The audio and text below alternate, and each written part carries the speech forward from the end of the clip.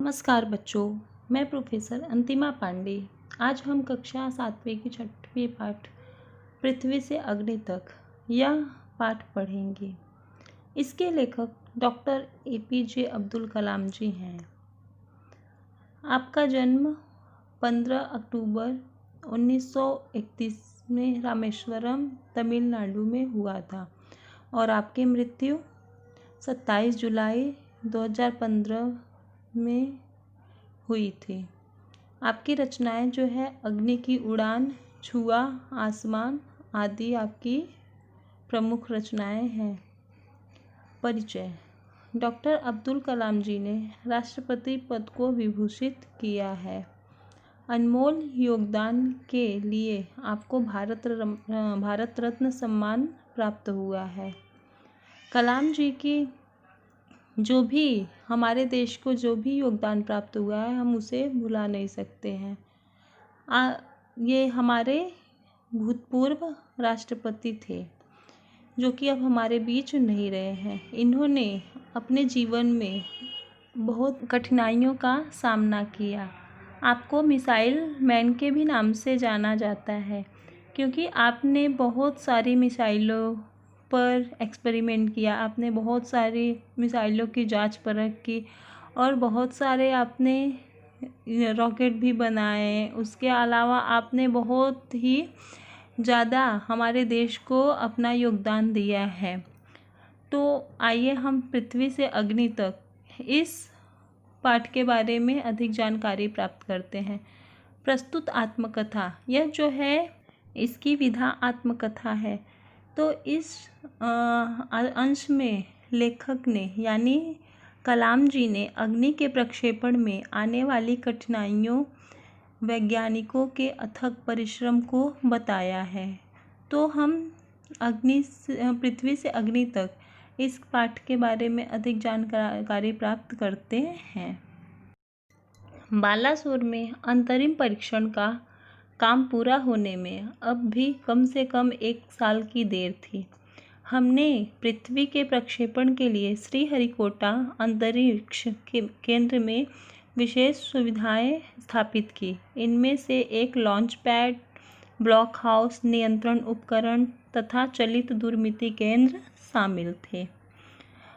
कलाम जी हमें बता रहे हैं कि बालासोर में जब वो अंतरिम यानी मध्यवर्ती परीक्षण यानी जांच या परख, प्रक्षेपण यानी सामने की ओर फेंकने की क्रिया या ऊपर से मिलना, यानी पृथ्वी जो था वो पृथ्वी रॉकेट को लॉन्च करने के लिए श्रीहरिकोटा अंतरिक्ष केंद्र में उन्होंने विशेष सुविधाएं स्थापित की थी। यानी वहाँ पे बहुत सारी फैसिलिटीज़ उन्होंने बनाई थी कि किस तरह से वो रॉकेट को लॉन्च करेंगे आदि। लेकिन जो उन्होंने पृथ्वी में रॉकेट बनाया था तो उसे अभी लॉन्च होने में कम से कम 1 साल का समय था। पृथ्वी उपग्रह को 25 फरवरी 1988 को सुबह 11:23 पर छोड़ा गया। यह देश के रॉकेट विज्ञान के इतिहास में एक युगांतरकारी घटना थी। निर्देशित मिसाइलों के क्षेत्र में एक आत्मनिर्भर देश के रूप में उद्भव ने संसार के सभी विकसित देशों को विचलित कर दिया। सामर्थ्यशील नागरिक, अंतरिक्ष उद्योग और व्यवहार मिसाइल आधारित सुरक्षा प्रणालियों ने भारत को भी चुनिंदा राष्ट्रों के समूह में पहुंचा दिया। युगांतरकारी यानी दूसरा जमाना या युग, निर्देशित यानी निर्देश या गाइडेड, विचलित यानी अस्थिर या चंचल। इस तरह से जब कलाम जी ने पृथ्वी मिसाइल को लॉन्च किया, वह इस दिनांक को लॉन्च हुआ 25 फरवरी 1988 को सुबह 11:23 पर उन्होंने छोड़ा, उसको लॉन्च किया। तो यह जो था हमारे देश के लिए यह बहुत बड़ी उपलब्धि थी। और इस तरह से हमारा जब ये पृथ्वी मिसाइल लॉन्च किया गया तब हमारे देश का भी नाम उन चुनिंदा राष्ट्रों में आ गया जो बहुत पहले से ही बहुत प्रसिद्ध राष्ट्र थे। तो हमारे देश का भी नाम उन राष्ट्रों में एक शामिल हो गया और उसमें ही हमारा देश भी गिना जाने लगा। लेकिन क्या एक पृथ्वी ही पर्याप्त होगा? क्या 4-5 मिसाइल प्रणालियों का स्वदेशी विकास हमें पर्याप्त रूप से ताकतवर बना पाएगा? उसी समय अग्नि को एक टेक्नोलॉजी प्रदर्शन परियोजना के रूप में विकसित किया जा रहा था। देश के भीतर उपलब्ध समस्त संसाधनों को दांव पर लगाकर यही एक उत्तर था। अग्नि टीम में 500 से अधिक वैज्ञानिक थे और इन विशाल प्रक्षेपणों में अनेक संगठनों का नेटवर्क बनाया गया था। तो कलाम जी यह बता रहे हैं कि क्या एक ही मिसाइल जो है, एक ही रॉकेट हमारे देश को क्या उन सब राष्ट्रों, उन सब देशों की बराबरी दिला पाएगा जो कि बहुत ही प्रसिद्ध राष्ट्र हैं, जो ही बहुत ही फेमस हैं, जो बहुत ही डेवलप कंट्री है, जो बहुत ही विकसित देश है। तो क्या हमारा एक ही मिसाइल हमारे देश का नाम इतना ऊंचा कर पाएगा? ये पर्याप्त नहीं है। उनका कहना है कि इतना काफ़ी नहीं है, इसके लिए हमें और भी कुछ हमारे देश के लिए करना होगा, ऐसा कलाम जी कह रहे हैं। तो फिर वह कहने लगे कि हमें 4-5 मिसाइल और भी बनाने होंगे और हमारे देश को एक ताकतवर देश बनाना होगा। इसके लिए उन्होंने एक और भी अग्नि मिसाइल का प्रदर्शन करना शुरू किया और फिर आगे उन्होंने बताया कि इस टीम में, यानी जो अग्नि मिसाइल बनाएंगे, जो अग्नि रॉकेट बनाने का काम करेंगे, उसके लिए 500 से अधिक वैज्ञानिक की ज़रूरत पड़ेगी और क्योंकि वह जो भी है 500 से अधिक लोग उसमें काम करेंगे, ऐसा कलाम जी हमें बता रहे हैं। अग्नि का प्रक्षेपण 20 अप्रैल 1989 को निर्धारित किया गया। यह एक अभूतपूर्व अभ्यास होने जा रहा था। अंतरिक्ष प्रक्षेपण यान के विपरीत मिसाइल प्रक्षेपण में व्यापक स्तर पर सुरक्षा संबंधी खतरे शामिल होते हैं। प्रक्षेपण की पूर्व तैयारी की सारी गतिविधियां तय कार्यक्रम के अनुसार पूरी हो गई थी। जिस समय हम T14 सेकंड पर थे, कंप्यूटर ने संकेत दिया कि उपकरणों में से कोई एक ठीक से काम नहीं कर रहा है। इसे तुरंत सुधार लिया गया। इस बीच निचली रेंज केंद्र ने होल्ड के लिए कहा। अगले कुछ सेकंडों में जगह जगह होल्ड की ज़रूरत पड़ गई। हमें प्रक्षेपण स्थगित करना पड़ा। जब उन्होंने अग्नि मिसाइल तैयार किया और उसका प्रक्षेपण वो 20 अप्रैल 1989 को निर्धारित किए, यानी अग्नि जो रॉकेट था, अग्नि मिसाइल जो था, वो उसे लॉन्च करने के लिए उन्होंने जो दिनांक तय किया, जो डेट तय किया, वह 20 अप्रैल 1989 था। लेकिन और वह बता रहे हैं ये हमारे लिए एक अनोखा, अभूतपूर्व, यानी जो पहले कभी न हुआ हो, अनोखा और व्यापक यानी फैला हुआ, छाया हुआ, ये हमारे लिए बहुत ही अनोखा समय था, जो कि हमें एक और बड़ी उपलब्धि दिलाने वाला था हमारे देश को। तो इसके लिए उन्होंने क्या किया, सब कुछ तैयारी हो गई लॉन्च करने की। लेकिन जिस समय वह लॉन्च होने वाला था, उसके कुछ सेकंड पहले ही जब वो T14 सेकंड पर थे, तो कंप्यूटर ने संकेत किया, संकेत यानी इशारा, कि जो कोई उपकरण है, यानी जो उपकरण में कोई कुछ सही से काम नहीं कर रहा। उपकरण यानी यंत्र, यानी रॉकेट का जो भी कुछ अंदर का यंत्र था, उसका पार्ट्स था, उसमें कुछ खराबी आ गया था।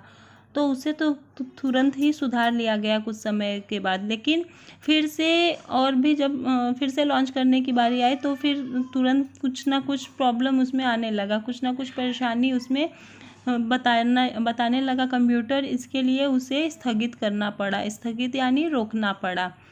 मैं अपनी टीम के सदस्यों से मिलने गया, जो सदमे में और शोक की हालत में थे। मैंने SLV-3 के अपने अनुभव को उनके साथ बांटा। मेरा प्रक्षेपण यान तो गिरकर समुद्र में खो गया था। लेकिन उसकी वापसी सफलता के साथ हुई। आपकी मिसाइल अभी तक आपके सामने है। वास्तव में आपने कुछ भी ऐसा नहीं खोया है जिसे हम 2 हफ्तों के काम से सुधारा न जा सके। इस विवरण ने उन्हें जड़ता की हालत से झकझोरकर बाहर निकाल लिया और सारी की सारी टीम उपप्रणालियों की जांच और उन्हें ठीक करने के काम में फिर से जुट गई।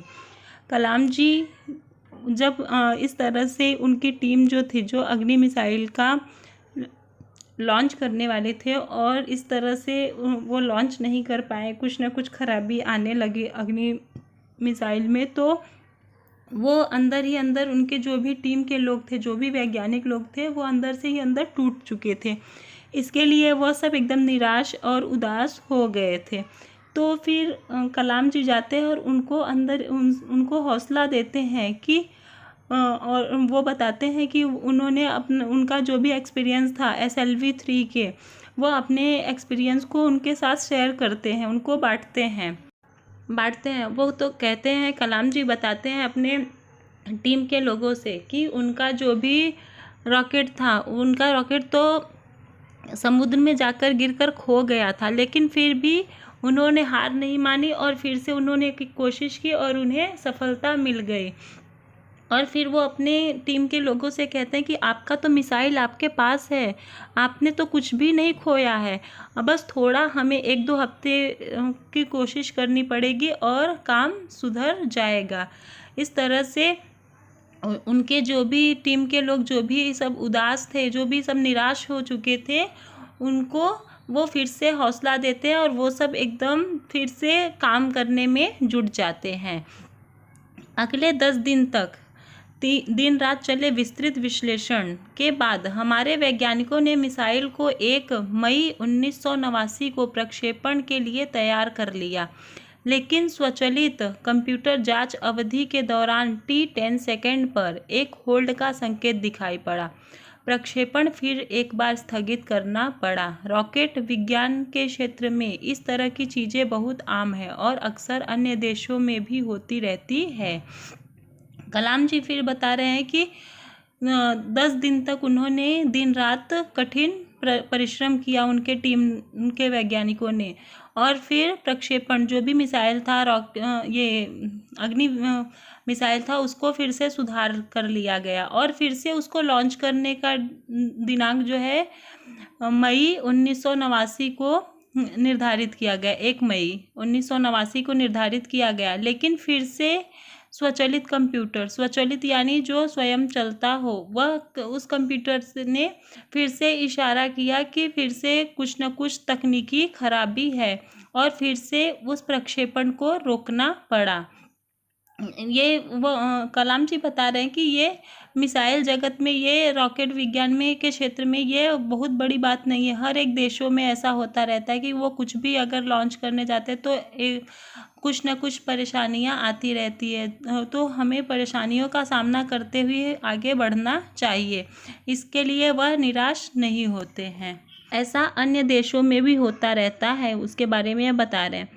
मैंने DRDL RCI परिवार के 2000 से अधिक सदस्यों को संबोधित किया। बहुत मुश्किल से ही कभी किसी प्रयोगशाला या R&D संस्थान को देश में पहली बार अग्नि जैसी प्रणाली विकसित करने का अवसर मिला है। यह महान अवसर हमें दिया गया है। स्वाभाविक रूप से बड़े अवसर अपने साथ बराबर की चुनौतियां लेकर आते हैं। हमें हिम्मत नहीं हारनी चाहिए। समस्याओं को हमें हराने का मौका नहीं देना चाहिए। देश को हमसे सफलता से कम कुछ भी पाने का अधिकार नहीं है। आइए सफलता को लक्ष्य बनाएं।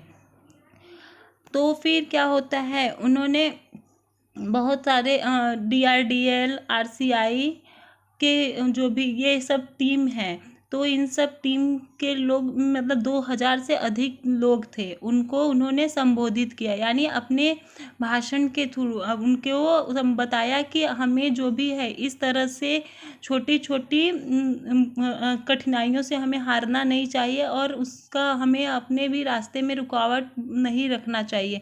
हमें उन सब रुकावटों को हटाते हुए आगे बढ़ना चाहिए। और क्योंकि हमें जो है ये अग्नि प्रक्षेपण को विकसित करने का मौका मिला है, तो हमें इस मौके को खोना नहीं चाहिए, क्योंकि अगर कोई भी महान अवसर जो है तो वह अपने साथ बराबर की चुनौतियां लेकर आती है। तो हमें हिम्मत नहीं हारना चाहिए और हमें अपने देश को सफलता दिलाने के अलावा और कुछ भी नहीं है, क्योंकि हमारा देश हमारे लिए इतना सब कुछ करता है, तो हमें अपने देश को सफलता देना ही होगा। और वह कहते हैं आओ हमें सफलता को अपना लक्ष्य बनाएं, यानी हमारा जो भी ध्यान है हमें उसे एक ही जगह केंद्रित करके हमें यह सोचना है कि हमें हर हाल में सफल होना ही है, तभी जाकर हम कुछ कर पाएंगे।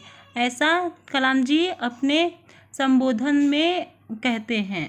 अपना संबोधन लगभग खत्म कर चुका था कि मैंने लोगों को कहते हुए पाया, मैं आपसे वादा करता हूँ, महीने के खत्म होने के पहले ही अग्नि का कामयाबी से प्रक्षेपण करने के बाद हम यहाँ वापस मिलेंगे। तो इस तरह से कलाम जी के ने जो भी उनको संबोधित किया, यानी जो भी उन्हें अपने जीवन की बातें बताई, जो भी उन्होंने स्पीच के माध्यम से, उन्होंने भाषण के माध्यम से उन टीम के लोगों को कहा, तो उन टीम के लोगों पर कलाम जी की बातों का इतना असर हुआ कि मानो उनके अंदर एक नई ही उमंग जाग गई। और वह जब तक उनका संबोधन खत्म हुआ, कलाम जी का संबोधन खत्म हुआ, तो टीम के लोगों ने एक अलग ही नए ही अंदाज में, एक हौसले भरे आवाज़ में उनसे वादा किया कि हम महीने के ख़त्म होने के पहले ही अग्नि का कामयाबी से प्रक्षेपण करने के बाद यहाँ वापस मिलेंगे। वो कहते हैं कि यानी हम अग्नि मिसाइल जो है उसका अच्छी तरह से काम कर लेंगे और फिर वापस से यहाँ मिलेंगे। यह किसी आश्चर्य से कम नहीं था कि कैसे सैकड़ों कर्मचारियों ने लगातार काम करके प्रणाली की तैयारी का काम स्वीकार्यता परीक्षणों सहित केवल 10 दिन में पूरा कर डाला। लेकिन अब बाधाएं पैदा करने की बारी विपरीत मौसम की थी। एक चक्रवात का खतरा मंडरा रहा था। सभी कार्य केंद्र उपग्रह संचार के जरिए आपस में जुड़े हुए थे। मौसम संबंधी आंकड़े रुक रुक कर आने लगे और 10 मिनट के अंतराल में उनकी बाढ़ सी आ गई। कलाम जी बता रहे हैं कि यह भी कोई आश्चर्य से कम नहीं था कि कैसे उनके टीम के लोगों ने बहुत सारे कठिनाइयों परेशानियों के बाद उन्होंने जो अग्नि मिसाइल था उस पर काम तो कर लिया और प्रक्षेपण को पूरी तरह से सुधार भी लिया।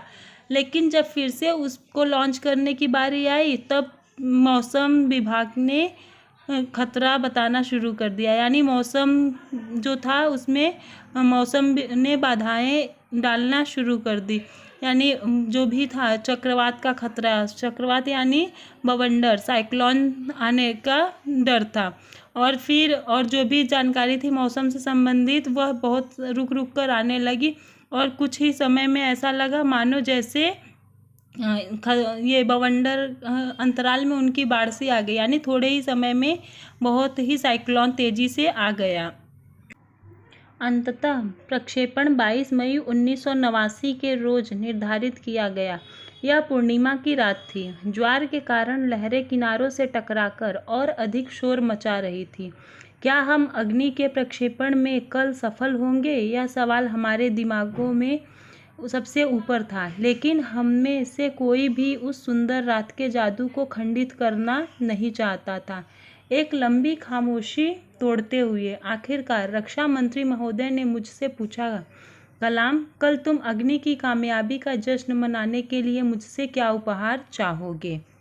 और फिर क्या होता है, जब मौसम भी ठीक हो जाता है और सब कुछ ठीक हो जाता है, तब उन्होंने अग्नि प्रक्षेपण यानी अग्नि मिसाइल को लॉन्च करने का डेट 22 मई 1989 के दिन निर्धारित किया और वह पूर्णिमा वह पूर्णिमा की रात थी। समुद्र जो है वह लहरें, ज्वार के कारण लहरें किनारों से टकराकर अधिक शोर मचा रही थी। और फिर वो सब लोग एक सोच रहे थे, उनके टीम के लोग सोच रहे थे कि क्या कल हम सफल हो पाएंगे।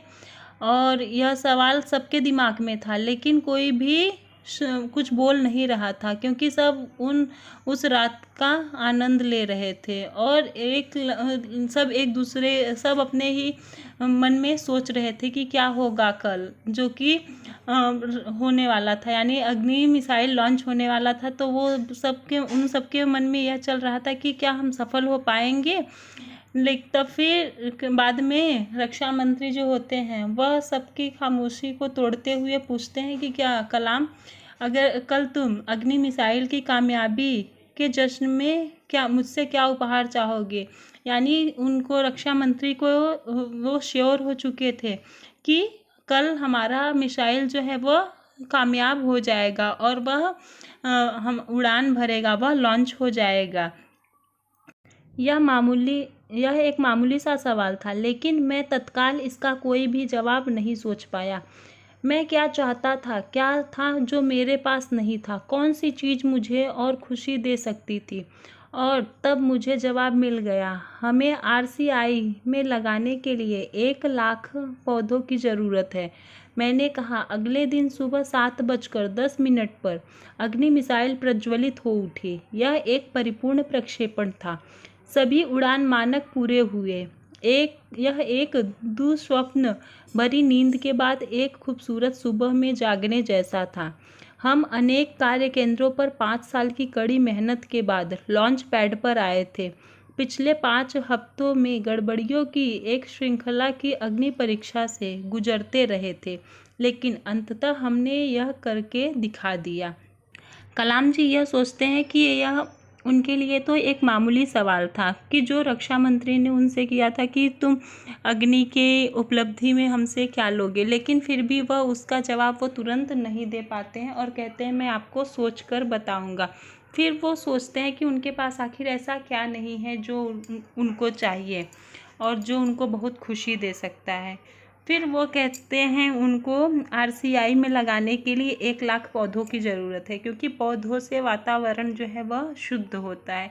जो भी अशुद्धियाँ होती हैं वातावरण में, उनको शुद्ध करने का काम पौधे ही करते हैं। इसके लिए उन्होंने पौधों की मांग की उनसे।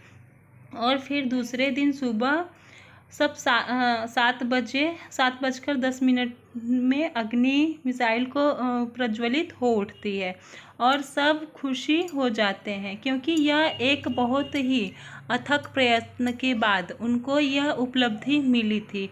और क्योंकि बहुत सारे समस्याओं के बाद, बहुत सारी परेशानियों के बाद यह उनको एक सुनहरा समय आया था, जो कि उनका यह अग्नि मिसाइल सफल हो रहा था, लॉन्च होने जा रहा था।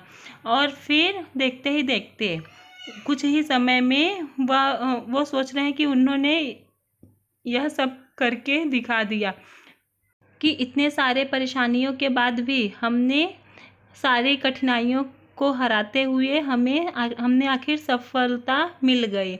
और फिर यह मेरे जीवन के महान क्षणों में से एक था। सिर्फ 600 सेकंड्स की भव्य उड़ान ने हमारी सारी थकान को एक पल में धो डाला। सालों की मेहनत का क्या शानदार नतीजा मिला।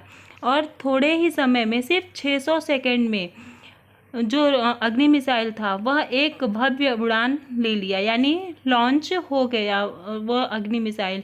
और जितने भी टीम के लोग थे, ऐसा वो लग रहा था उनके अंदर कि मानो जैसे वो इतने साल से थके हुए थे और उनकी सारी थकान मिट गई। यानी उनको जो सफलता मिली, उस सफलता के कारण उनकी सारी जो भी थकान थी वह सब समाप्त हो गई।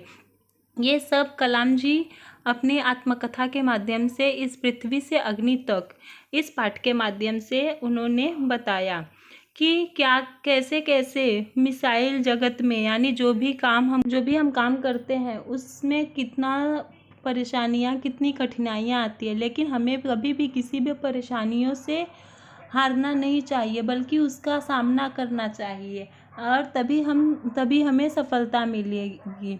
और इस तरह से उन्होंने अपने वैज्ञानिकों के अथक परिश्रम के बारे में बताया है कि किस तरह से हम अगर कोई भी मिसाइल या कोई भी रॉकेट वगैरह लॉन्च करते तो उसमें कितनी सारी परेशानियां आती है और वैज्ञानिकों को कितना परिश्रम करना पड़ता है आदि, इन सब के बारे में इस आत्मकथा के माध्यम से कलाम जी ने हमें बताया है। तो बच्चों, यह पाठ पृथ्वी से अग्नि तक समाप्त हुआ। अब हम अगले वीडियो में मिलेंगे। धन्यवाद बच्चों।